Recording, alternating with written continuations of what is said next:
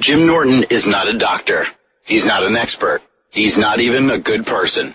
The views, opinions, advice, and humor of Jim Norton does not reflect those of any doctor, of SiriusXM, of Opie Radio, or anyone else. They are solely those of Jim Norton, Lyle Chipperson, Edgar Mellencamp, Paul Hargis, and whoever else lives in that chinless head of his. If any of this advice goes wrong, you are the asshole who called a comedian instead of a doctor. An icon in comedy, a fighter for freedoms, an accomplished entertainer, and a pervert. You've got problems, he's got problems. You've got questions, he's got answers, some of which are good. Call now 866-WOW-1-WOW. That's 866-969-1969. This is the Jim Norton Show.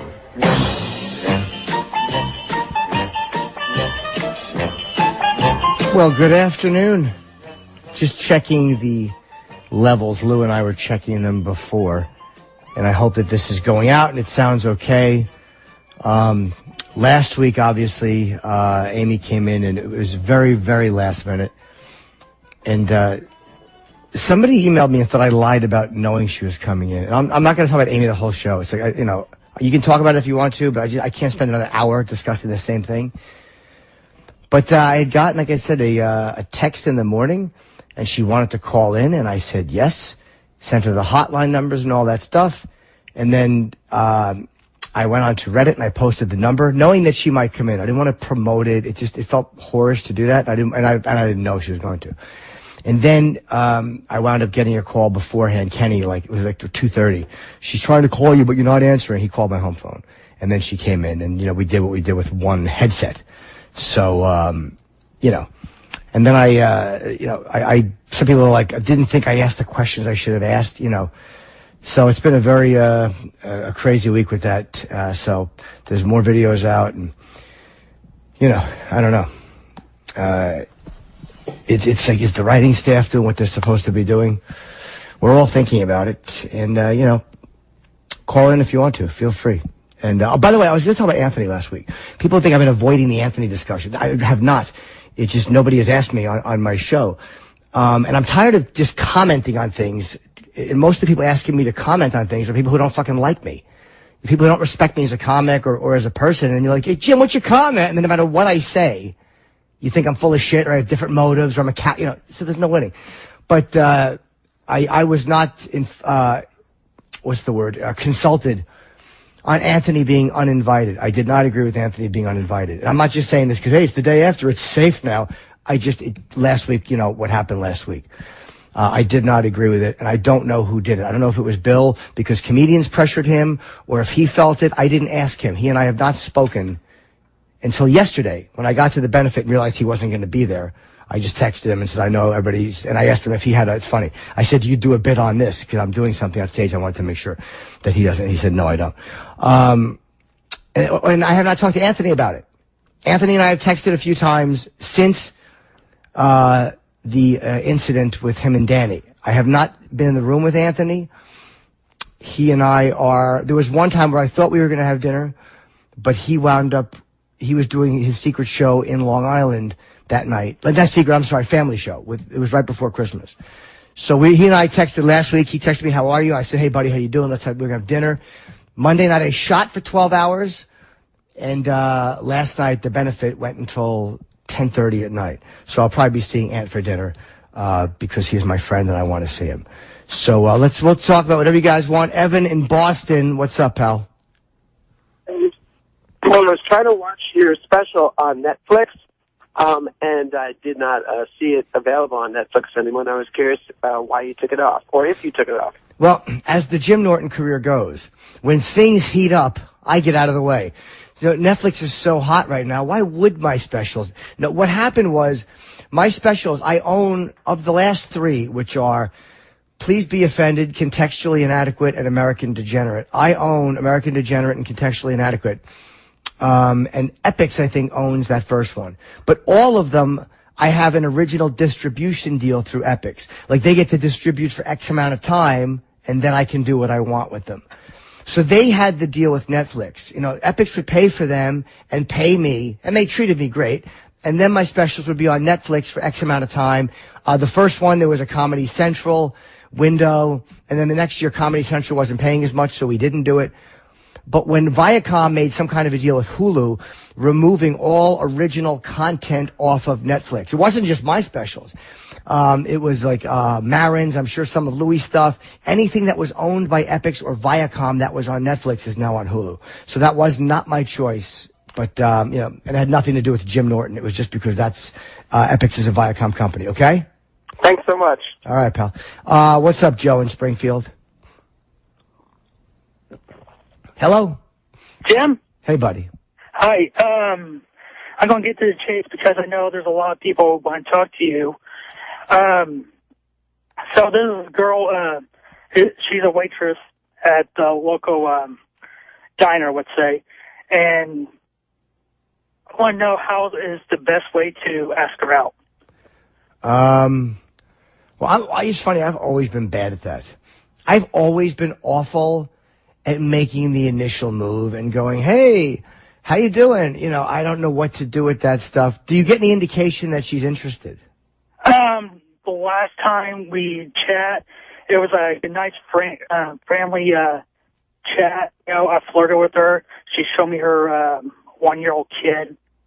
But I just want a independent point of view of what to do in a situation like that. Well, you might want to ask her, say, look, you might want to say, like, hey, where do you eat when you're not, you might want to just talk about eating somewhere and say, like, I know you don't just eat here because you work here.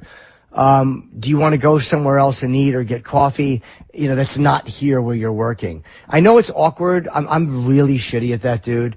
I don't even know what I would do. I remember years and years and years ago, we used to go to this diner and there was this girl, Alice, who I liked, believe it or not Linda Lavin. I'm being silly. But this like Romanian girl named Alice. And I asked her out and she said yes. So we went out a few times and I realized that, I wasn't as into her as I thought. Sometimes you get the yes and then you realize you're not as into them as you thought. So, why don't you just ask her to go eat somewhere? Or have you talked to her at all and gotten to know her? I know. We kind of chat a little bit. We saw each other over the last couple of months because I came in to watch the football on the Sunday afternoon.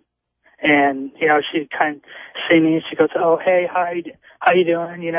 But, like 2 weeks ago, it's like we really had a good chat and whatnot. And since Valentine's is coming up, may want to, take her out and show her a good time, so to speak.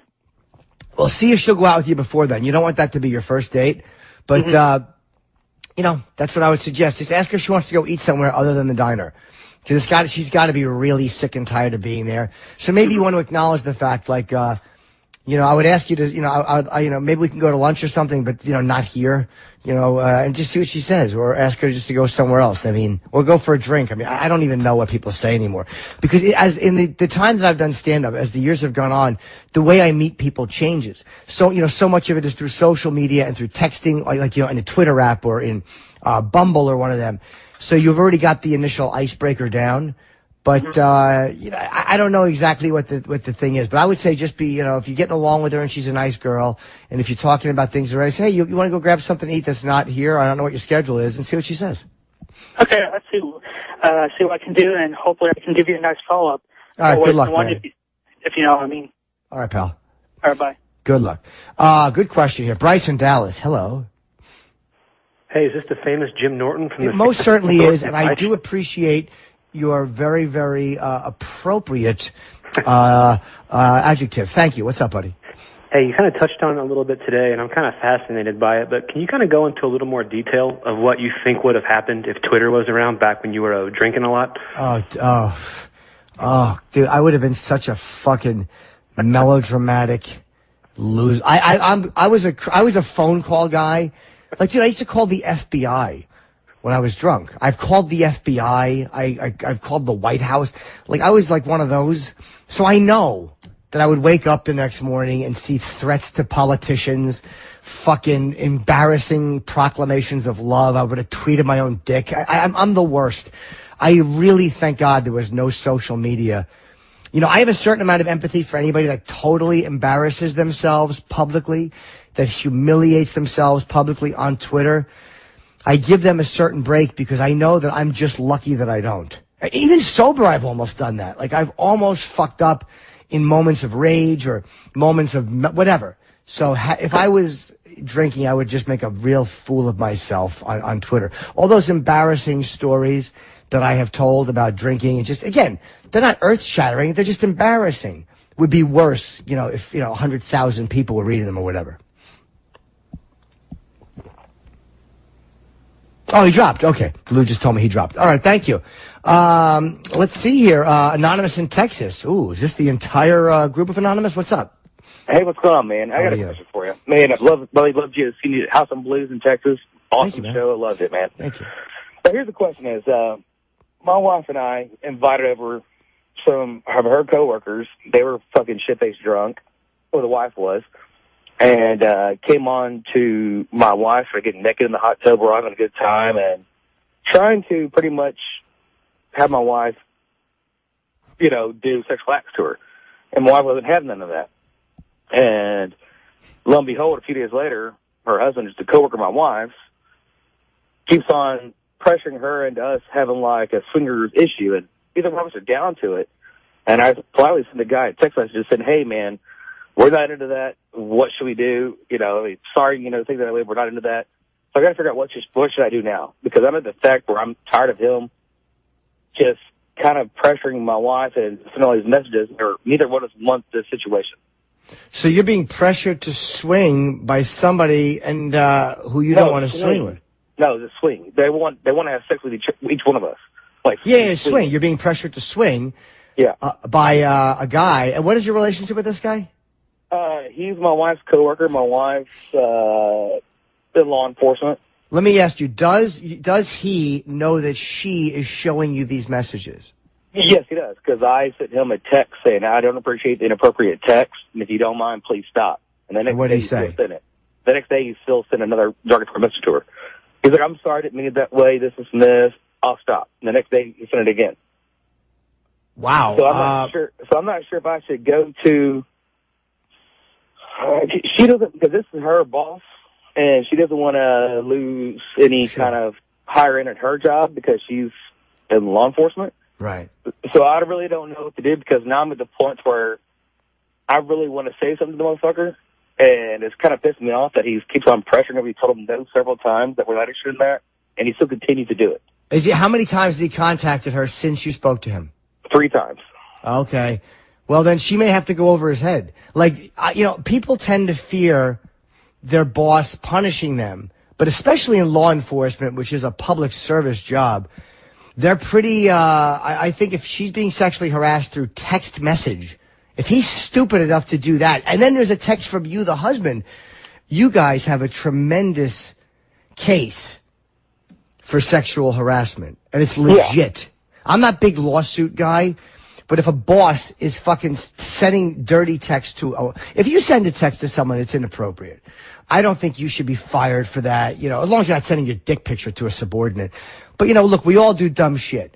But what happens is, I don't know what this guy's thinking. The husband has contacted him, and this motherfucker is still going on. Unless your wife is responding in a way in person that you're not aware of. I believe you. I'm saying this guy's really stupid.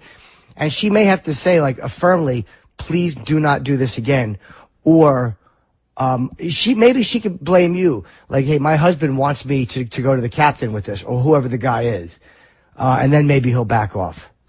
Yeah, I'm at the last bit, because, she's replying to him and just saying, Kay, just nothing else. His last message sent her was like, "God, you look so sexy today." And she replied back, "Kay." And then I'm like, "Why don't you tell him to stop?" She's like, "Well, that's my superior." It's kind of hard for me to. I was like, "Well, you want me to do something about it? Because I will." And she's like, "Well, I want my job in jeopardy and this and this." So I'm kind of figuring out what the fuck do I do now? Wait, you saw her? Let me ask you a question. Did you see her text that said, "Hey, have you seen her objecting to him," or she just told you she was? Oh no, I saw the text. She's objecting to him. She's saying no, thanks. And she replied, "I don't appreciate these texts. Can you please just keep this as a business? As casual workers, yada yada yada. There's nothing going on." He's crazy. He's fucking crazy in this day and age. Yeah. And so I don't know, it's like she's afraid to do something, but then again, I don't give a shit. You know, I'll go say something, but she was afraid to lose her job because she has a really good job. Well, there's a way to say it respectfully, and if he fired her in a law enforcement job with those texts, you have a tremendous lawsuit on your hands. But she has the right to go to work without being fucking hassled by some guy. You know what I mean? It's like there's a lot of people that think, you know, you hang a sexy calendar up and it's harassment. And those guys are right. It's gone too far and it's fucking bullshit what human resources does. But a boss sending sexually suggestive texts to somebody at work who's married is really fucking stupid, and she shouldn't have to deal with that. So, yeah, she should say something or go over his fucking head. Fuck him. That's what I'm saying. If I'm going to say at this point, fuck him, I'm just going to go talk to his captain and do something about it. I would warn him first, and maybe I'm wrong to say that, but say, look, I don't want to do that. I don't want to go and talk to your captain, but this has to stop now. You know, maybe that will shake him up a little, okay? All right, appreciate it, man. Thanks. All right, good luck, man. Alejandro in Pittsburgh. What's up, man? Hey, Jimmy. How you doing, bud? Hey, buddy. Yeah, I was just, you know, it seems like a lot of shit that, like, I called in about Bald Opie yesterday. And, okay. Yeah, and Opie got all frustrated. You know, like...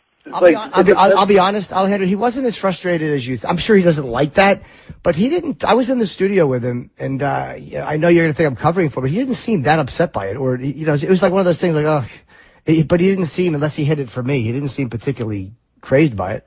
Yeah, it just seemed like a perfect example of like the instant like switch of his attitude, like look how you you know, handled it. Like, I wasn't really fucking with you. I thought it was funny, and you thought it was funny too. You know, like a big Jim Norton. It's dumb. You know, so, and even Opie was like, "Oh, let me check this out." And then, like, when I said, "Oh yeah, it might be the same guy as Bald Opie," he goes, "Oh, like, what do you mean? Like me? Like, just asking like why and all that shit." Like, he's, you know, like freaking out. Well, you know, I'll be honest, dude. I think I'm a little. Of all the guys in studio, like, and I mean, like, Opie, I'm counting Anthony as well, not the comedians. Like, the comics, our experience is different. Like, I've had shit thrown at me. I've had people challenge me directly, like, yelling stuff. Like when you're in a room and, you know, over the course of your career, and there's a bunch of people in a room and someone goes, "You suck!" Like, it really tends to thicken your skin a little bit, especially when the audience agrees with them. You know what I mean? Like, I've had that shit, so I think this type of stuff I'm much easier to handle than he is, because I've had 26 years of great shows and horrible shows, sometimes in the same night. So I think your skin gets a little thicker, and just the attacks the comedians and I have been doing on each other for so many years, I think that a lot of that stuff I find fairly amusing. And even when a guy hates my guts, sometimes, you know, if the guy gets me, he gets me. But God. Yeah. Does he come to you behind the scenes and say, like, you know, like, don't, like, you know, don't give this ball over, or, you know, don't laugh about it? Because, like, you've definitely... No, dude, honest to God, never. And I really, never once has he said that. Has he said, like, hey, don't laugh at a bald Opie joke, don't do that. He honestly hasn't. Like, people, look, there's people that don't like Opie, they hate his fucking guts, okay. And, you know, that's the way it is. And there's people that hate my fucking guts. But that's something... There are fans that make assumptions about what goes on at the show, and I'm pretty open about stuff. So the only thing that really annoys me, it's never the questions. Like, I'm not afraid to talk about this or Anthony or anything else people want to talk about. But it's when they all of a sudden, like, as open as I try to be, and then there's still a bunch of people that go, "Fucking Norton, what a pussy." Like, what am I scared to talk? Like, he honestly has never done that. I don't know how to make you know that, but he has never said to me, "Dude, could you not engage?" Ever. He has never said, "Don't take those calls."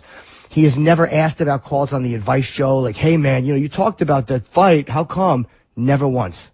And even with, like, Amy and all the new, like, shit that's coming out, that's, you know, like, other comedians and stuff, and, like, John Mulaney's joke and all that. Have you seen those, like, newer accusations? I did watch the video, yeah. And it's frustrating to see, because it's like, I cannot see, and I know people think I'm being protective of Amy because I'm, you know, I want something from her. Yeah. I cannot see Amy as a thief. I don't know why that happens, man. I don't know. Is it something she saw and doesn't know she saw it? Because she tends to drink a little. I really don't have an honest answer for you that will satisfy what people, because people want me to come out and attack her or blast her. And it's like, my experience, me and Joe Rogan have been talking a lot.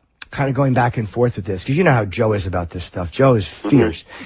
And it's like, and I'm telling him, like, I know it seems like I'm being overprotective, but this is why I feel this way about that. And he's like, I know you're going by your experience with her. And my experience with her has never, ever once have I thought, like, wow, she got that from somebody. Like, there was one today that I saw, and it was, what's the one? Oh, Jesus and Maury Povich or something, where some guy had done the bit and Amy had done the bit. And I honestly have not seen the bit, but I saw that, and it was like very, very close bit. And Colin and I talked today, and I said, "Wow, man, about that fucking Jesus and Mary and Joseph thing, I don't know." And he's like, "That fucking hack idea," and he yelled at me. So I Googled Jesus and Mary and Joseph on Maury Povich. 10 pages of results came up, like where there was like those little memes of things where you have a picture of Maury going, Jesus, Joseph is not your father. So it's hard for me to put that onto a comedian and go, wow, this comedian did that first.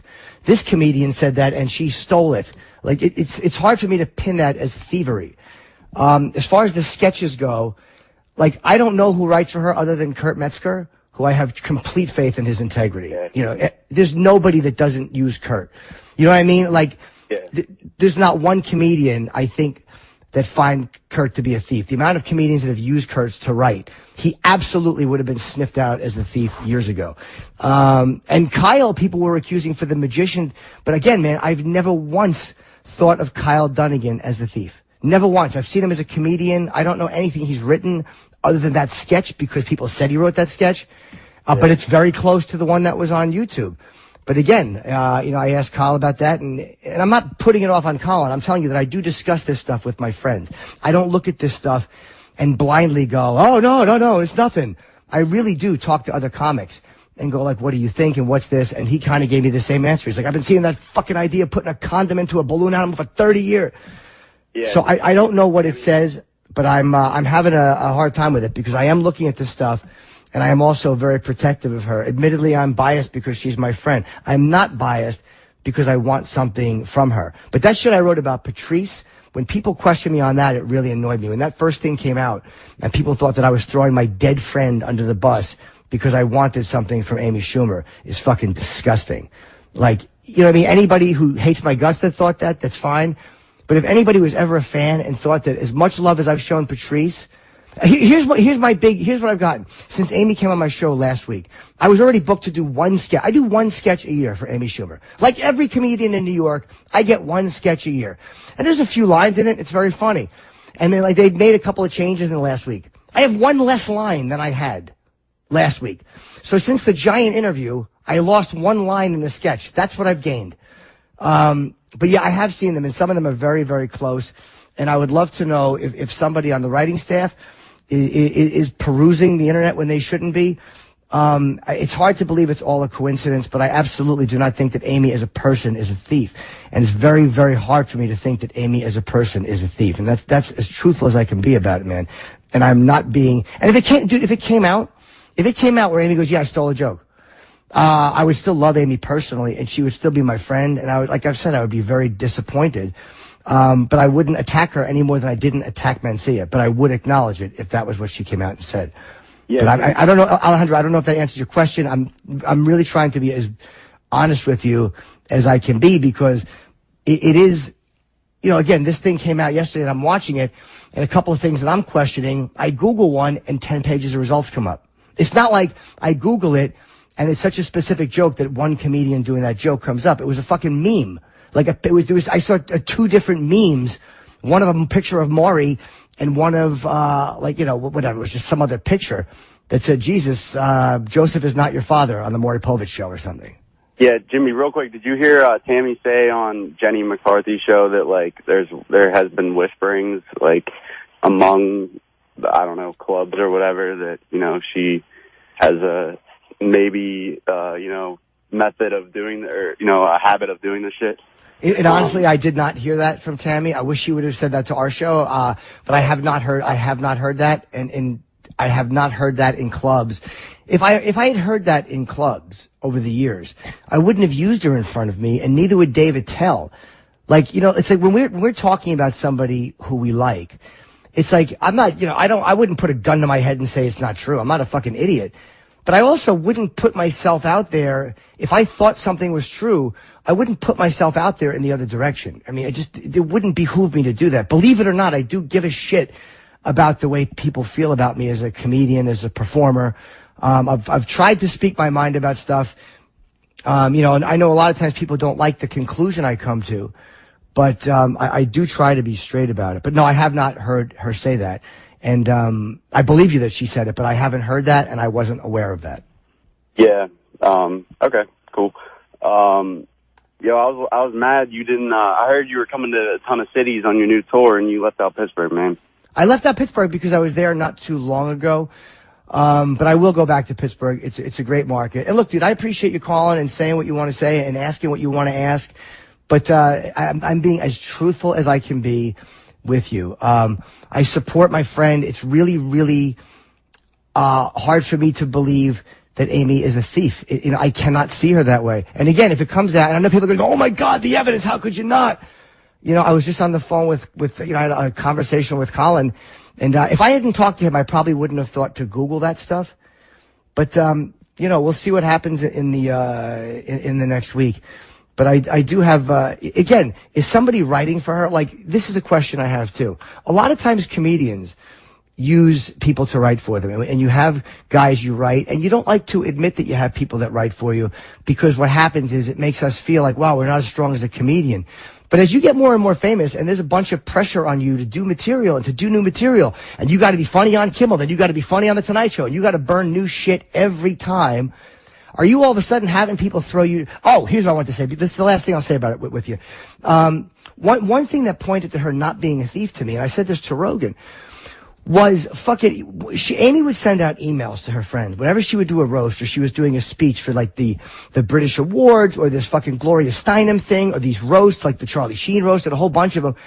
She would send out emails to like 10 of us with her roast joke set and her speech on these different occasions, and go, hey man, do you guys think of anything funny you could say? Do you got any opinions on this? Like, she was always kind of checking herself.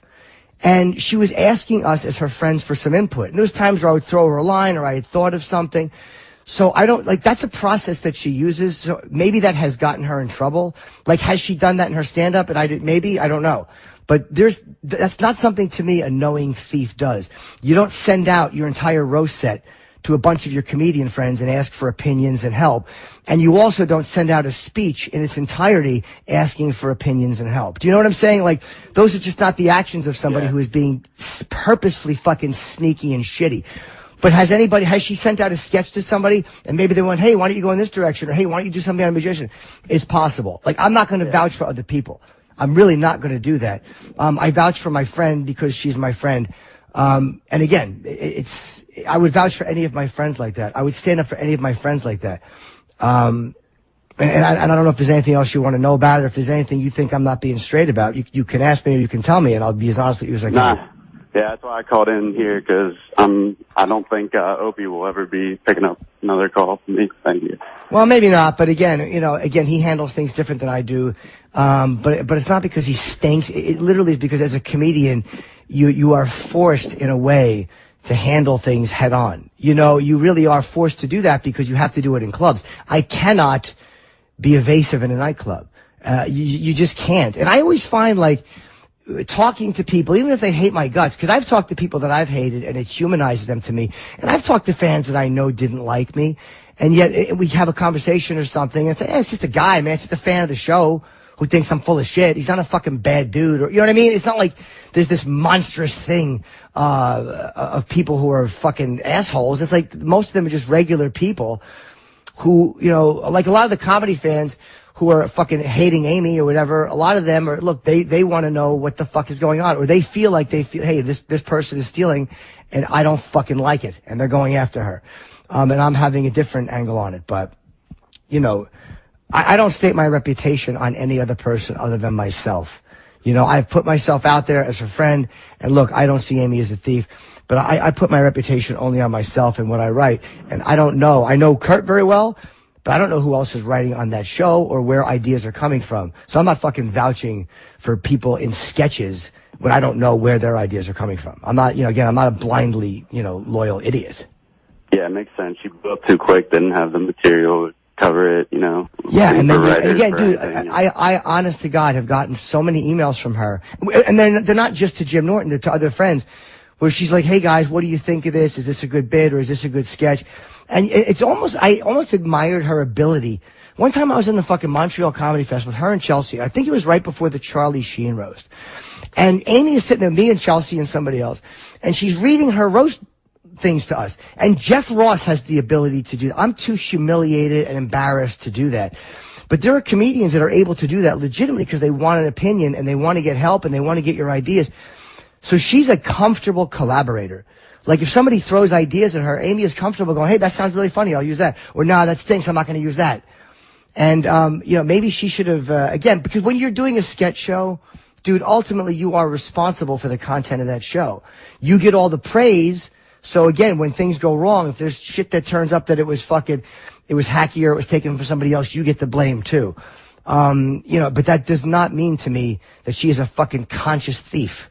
And again, maybe I'm being naive because I love her as a person, or I feel protective of her because I've known her for so many years and we've shared a lot of moments as friends.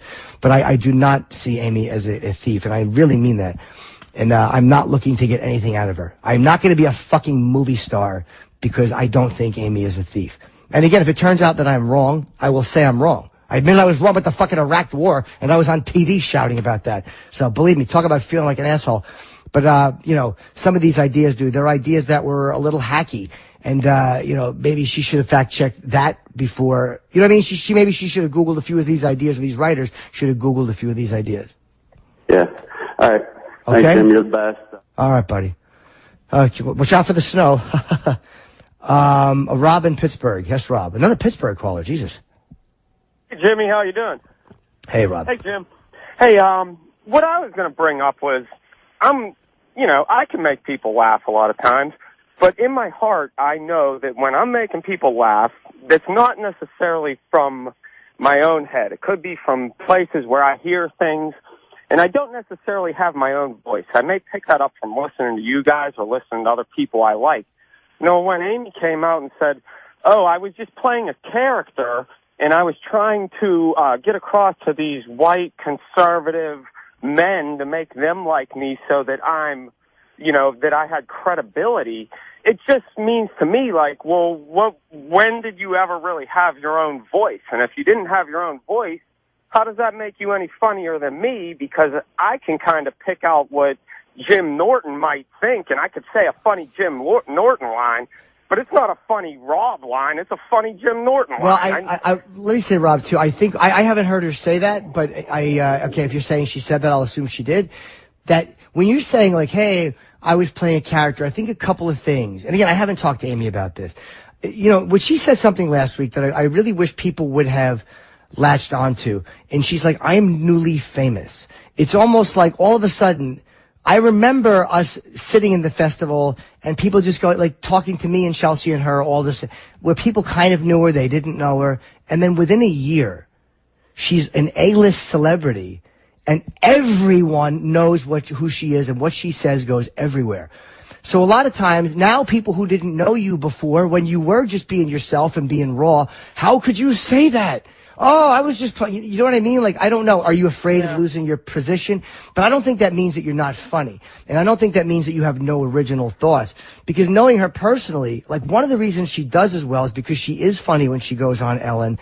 And she is kind of fucking, I always tease Amy like she's like Michael Myers, where she has this detached thing where she can just fucking say anything. And she really can, without being afraid of the repercussions of it. And I think that's why people like her. So I don't know why she said that. Well, you know what I mean? Maybe I don't. What the bite back is with fans of your show could be is, a lot of people probably felt offended by that because that is kind of what I heard when she came out with all the liberal gun stuff. And not that I care about it, but it's like, well, why would you come out and say, oh, well, I was just trying to cater to these lowest common denominator people who are too stupid to see through me. Like, come on, man. You feel that maybe like that? you feel in a way almost like you're dating a girl, and then she meets another guy, and like not just moves on to him, but then makes up an excuse as to why she was dating you. Like as a person, I don't mean that like you're.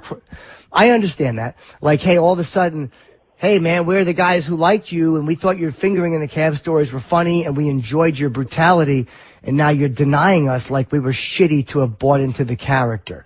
Like maybe people did. Again, I'm guessing because I haven't heard her say that. Maybe people did feel slighted by that, and maybe that was a mistake for her to say. Or, you know, I mean, because I know her. She's a raw, funny person, man. Like, for real. In real life, she's funny. She's not some fucking priss who, but it's a lot of pressure, and maybe she didn't make every right move. Like, when all of a sudden Hillary Clinton says, hi, I know who you are. Like, it's easy for us to go, fuck Hillary, she has big ankles. But, like, when Hillary is saying that to you, maybe it does force you to go, yeah, I didn't mean that shit. I don't know. I haven't been in that position, and maybe she should have been a little more grounded in the roots of some of the people who liked her before and not denied them, if that's what she said. I don't know, buddy. Yeah, me neither, man. Have a good day. It's hard for me to write my friend off as a thief. I'm sorry. It really is. And hey, I don't blame you. I wouldn't do it either. But it's not, it's not for reasons like I want something special or I think I'm going to get into big movies. I legitimately don't. And maybe the, you know, like the interesting thing to see now for people, because the test from here on out, because she's not going to fail as a comedian, she's not going to lose her show, she's still very successful, and she's going to continue, is all of a sudden, now does she go over everything that's happening on the show and really fact check it and make sure it's coming from a pure place? Like now if she's using writers or contributors, which again, dude, everyone on that level does, it's not a shock when somebody that famous has a lot of people helping her out with jokes. Maybe now does she fact check a whole lot of stuff or fact check herself a little better, and go like, Jesus Christ, was I watching something when I was in a fucking drunken stupor and hear it and not realize I hear it? Like, how is this happening? So I'm sure she's saying that to herself. Like, some of it's probably parallel thinking, but I'm sure that term gets overused. And, you know, I'm sure that she is checking on herself and going, okay, what is my process to getting to this shit? Because I don't see her as a person that sees something and goes, yeah, fuck it, I'm going to do that. I don't care. Yeah, true. Hey, man, I'm used to Ron hanging up on me, so I got nothing left for you, Jim. All right, Rob. I just wanted to, you know, because there was 2 Amy calls, but both from Pittsburgh. Boy, you Pittsburgh motherfuckers don't play games, but they're literally right now is all the Amy calls I have. But I, you know, again, I'm not hiding from it or not failing to talk about it. And I'll let you go. Thank you, Rob. I appreciate the call. We'll get on to other things. All right, pal. And you know, and the last thing about that was last week after. I don't post to Reddit very often, and I went on after, and it's amazing how things. Is it the way? Am I just have no ability to communicate things in writing? Because I went on, people were shitting on me for the interview. Anybody would have put Amy Schumer on, and plus, even if she wasn't my friend, I would have had her on. But she comes on, she talks. I'm holding this fucking thing, trying to get the audio correct. People are bashing all the questions I didn't ask. So I go on Reddit and I'm like, the phone lines were open. You guys could have called in and said whatever you want. It wasn't, hey, fuck you, cocksuckers. Got ya. I was literally saying, like, you were welcome to say anything you wanted. And I know most of you are working. I don't think that all Reddit people are fat guys in their basements. I really don't. But the point was, it was an open forum and you were welcome to call in. Nobody was hiding anything from anybody. It wasn't a taunting, throw my dick in your face. And it's almost like I don't even want to communicate with you guys because I try to and I'm being genuine about something and you think that I'm saying something I'm not. So I apologize for babbling about this. And Rosie in Long Beach, I'll just comment real quick on what you're writing. I didn't even know people write for comedians. Absolutely, people write for comedians. Guys like Jesse Joyce, Kurt Metzger, these are guys that are used all the time. Chris Rock has people writing for him for the Oscars. Chris is not doing all that shit himself. Chris has people writing, when he was doing the show, the sketch show. It's like Maron, I heard, said that writing is a contribution of a bunch of people. Like I think he said something like sketches or, what was it? A bunch of people contributing. It's a collaborative effort. So I don't know who's coming up with these ideas or who's saying, hey, this would be a great one. Let's do this 2 girls, 1 cup thing. And her going, hilarious. Fucking let's do it. I don't know. I'm not in the room when that happens. And I don't know if someone suggests that and then somebody else has seen the sketch and goes, hey, yeah, I saw this thing and not thinking anyone will know. I just legitimately don't know. And I will not vouch for people who I don't know. Sorry. Okay, let's see. Ken in Virginia, what's up, buddy? Ben. Oh, wait, what is the name? Ben. Oh, sorry, the guy that called had you up as Ken. Okay. Hello, Ben. Yeah. So I'll just get to it. I'm an alcoholic. Okay. And I stopped drinking like last year. But the reason I stopped drinking, see, my wife married me, and she knew I had a problem, but she knew I had it under control. And the night that I decided to quit drinking was when I went too far with someone else. You see, I mean, nothing even happened. Nothing even happened. We just got too close, but nothing was working, you know. And so I'm like, now I stopped drinking, and I appreciate life with my wife more than ever. But I know that if I told her about it, she'd leave me forever. So I'm wondering, do I come clean and lose my wife, or do I just appreciate her and life for life? I think you coming clean is never a bad thing. What do you mean about you're drunk and about being a drunk? No. She knew I was a drunk, and she glad I'm clean now. But it's like I was with someone else for a night. But I don't know, to be honest. When you get sober, one of the things they talk about when we make a list of all people we'd harmed and making amends, and the expression they use, because it was written so many years ago, is you don't want to burden somebody else. You don't want to lighten your load by putting it on their back. I don't know if I would go to someone and say and unload all these extramarital affairs. You know, if it's done and you're not doing that now and you're sober now, you might just have to eat that one yourself and swallow it. Because even if she stays with you, there's no reason to hurt her with that, because it's an unfixable thing. As long as she's in no danger for them from those things, like there's no STDs or any of that shit, or someone who's going to come after her, I don't think you need to tell her that, and especially if it was a while ago and you're not doing it now. All right, man. Well, that's like exactly what I needed to hear, man. Thank you, Jim. All right, buddy. Good luck, and good luck being sober, and good luck with the marriage, okay? All right. Thanks, Jim. I love you, brother. All right. Thank you, Ben. Rick in Florida, you broke up with your girl. What's up, pal? Hello? Rick in Florida broke up with girlfriend. Are you here, pal? Oh, no. Hey, buddy, yes. Hey, I've been with this girl for a little over a year down here, and I'm not from Florida, so it's not really easy for me to meet people. I mean, she's been clean. We both kind of had addictions in our past. She's been clean this whole year, and I don't know. I feel bad because now she's trying to get back in touch with me. She's blocked me for over a week now and has been ignoring me, and you know, she just started emailing me and texting me and calling me nonstop this morning.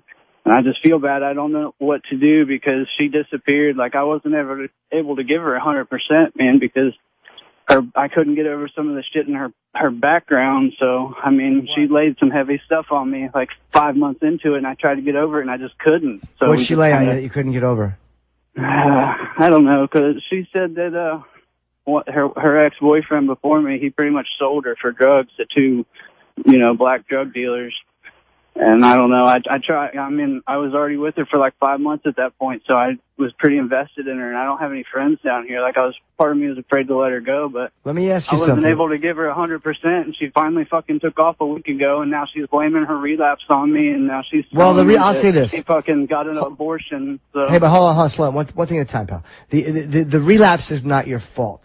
As they say, a drink or a drug is the end of a slip. It's not the beginning of a slip. The slipping out of sobriety starts earlier. It starts with not talking to people. It starts with the attitude changing. It starts with thinking I can handle it, blah, blah, blah. So the drink and the drug is never your fault. It's her fault because she fucking did it.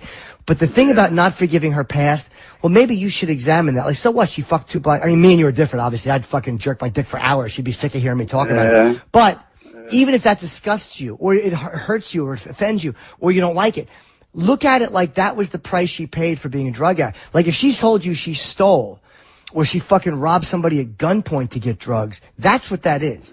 She's not a pig or a whore because she did something very desperate. That should make you feel very sad for her. Like, somebody I care about really compromised her morals. Fucking people for drugs. She hurt herself by fucking two drug dealers for drugs. Like, You know what I mean? And again, if you can't get over that, you shouldn't be with her because the past is not going to change. Yeah, I know. I just need somebody else. I don't really have any friends down here. I've been going good, not talking to her for over a week now. Now she's wanting to be all up in my face. You're not responsible for her relapse, and if and you can't give her 100%, then the best thing you can do for her is let her go. Maybe I'm not the guy for her. I can't get over that. Move on. She's blaming an abortion on me, a relapse, all that. Well, that's up to her. I can't speak for her. I've had a week to try to get over her, and now she's laying all this shit on me, telling me she's going to come over, and I just don't know what to do. I feel bad. Yeah, dude, that stuff's not your fault. Your fault is what's your fault. And the way you handled her past is your fault. She was open. She did not have to tell you that. She trusted you, and she might have felt like you fucked her over a little bit by judging her. Yeah. I've had that happen too, though, on the other end. Stuff that I've told people they've judged me on, and it turns me off immensely. Like when I tell people of my past and the things I've done, the sexual stuff or whatever, I don't ever feel apologetic about it. Like for her, that might have been a moment of shame. For me, even the stuff I'm ashamed about, I know, hey, look, man, I did it. And I am Jim Norton, and this is who I am, and this is the things I've done. And I'm not apologetic about it or the things that turn me on. So I've stopped dating a couple of really fucking attractive women because they were not that they didn't like what I liked, but they judged what I did. One in particular I can think of, as she was kind of scolding me a little, I felt every bit of fucking affection I had drained. And it was one of the most defining moments of my adult life. And I really liked that I had that kind of ability to stick up for myself in my own mind. So whatever, man. Just try not to judge people for their past, okay? Because you don't want your shit judged. All right, I know. I appreciate it, Jimmy. Good luck, Rick. Take care. Wayne, brother is an addict. Sorry to make you wait so long. What's up, buddy? Oh, no. It's a pleasure for you to take my call, Mr. Norton. Hi, buddy. Yes. Well, I'm in a real problem. I came into a portion a couple of years ago of a rather large inheritance. Unfortunately, I'm a trustee because my older brother is the executor of the estate. My younger brother is a binge addict, a binge drug user. Yeah. And he's always after me for money. I give him loans. They're loans, right? Between $20 and $50, no more. And he pays those back but my older brother hates my younger brother. And it's not just about me enabling him or anything like that. He just hates him. They're just two babies. And he's threatening me and all sorts of taking away Netflix and all sorts of things from me all the time. If he ever finds out I give him a dime. Right. So what is your question? I don't know what to do. Even I'm moving out. Even the apartment is in his name, but I don't know how to deal with it. I had a stroke a while ago, and I'm still recovering. I don't need this. Well, Wayne, maybe you can slowly detach. Like a lot of times you need the apartment. So maybe you can, or go to, they have meetings for people like, Al-Anon and Nar-Anon. I've never been to those meetings. But they have these meetings for people who have to live with an addict or have to deal with an addict. And I'm telling you, man, that's an underrated torture. The way alcoholics and drug addicts are, is very, very fucking hard to deal with. So you poor suckers that get stuck with us and get stuck dealing with our fucking shitty attitudes and our self-pity and our whining and our addictive behavior, it's hard. So it becomes this cycle in the family, and you want to break your part of the cycle.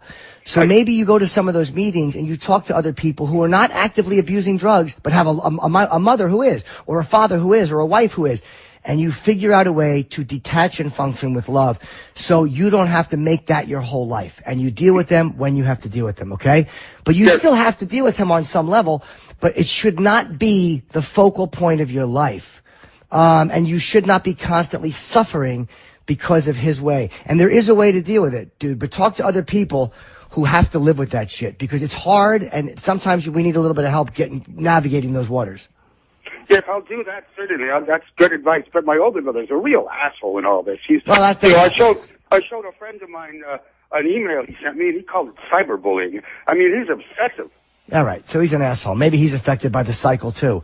Maybe he doesn't know what to do either. I got 1 minute, buddy. I got to wrap up, okay? Okay, I thank you very much. Okay, real quick, we'll just do one more. Your girlfriend opened up to you about being a swinger for 11 years. Jim in Atlanta. We just got a minute. What's up, buddy? Yeah, hey, Jim, I'm probably talking to the wrong person about this, but I really love her and care about her a bunch, but I just can't seem to get the vivid imagery out of my mind. And, how do I handle something like this? Well, let me ask you, has she been cheating on you, or this is before you? No, this was before me. She was married for 13 years. 11 of it was soft. She was soft swinging, and then 2 of it was full. Not doing that with you? Yeah, she doesn't. She tells me she doesn't want to do it, and she, that's one of the reasons why she got divorced. But for me, for whatever reason, because that's outside of my norm of reality. Sure. Well, maybe this, dude. So, she trusted you with it, and maybe this. Maybe that says a lot about how Jim's given up a lot of dick to be with you. She's saying, I don't want any of that other dick. I want you. So what? She swung. At least she did it honestly. Do you know how many women go out, dude, and fuck behind their husbands' backs? How many women go out and just have a tremendous past of fucking and sucking, and they've never told you? Do you know how many girls you've dated that have sucked 2 dicks at once and never told you? At least with this girl, she's honest. And even when she was fucking a lot, she was honest. So you can trust this person. That's what that should tell you. Because they all go out and fuck, dude. They're all out fucking at one point. At least this one, you know what happened. Yeah, I appreciate that, Jimmy. That's good advice. Yeah, man. Enjoy it, and enjoy the fact that she told you and she doesn't want that, and she's okay with not doing that with you. Okay? Cool. Thanks, brother. Goodbye, buddy. Now, before we wrap, real quick, I apologize to the lines are full with people we didn't get on about having girlfriends, blah, blah, blah, blah. So, call back next week. I'm sorry if I didn't get to you. And, look, man, you guys that called in and want to question me about this other stuff or give me shit, you're always welcome to call in. I am happy to talk to you. I know some of you work and cannot call in, but I do try to talk about this shit, so feel free to call whenever you want. All right, guys, thank you very much. And thanks to those of you that came to the Patrice benefit, and what a great job Louis did covering for Bill. All right, take care. Thanks for listening to The Jim Norton Show. Hear all that advice whenever you want to on demand at SiriusXM.com/on-demand. On SiriusXM is real.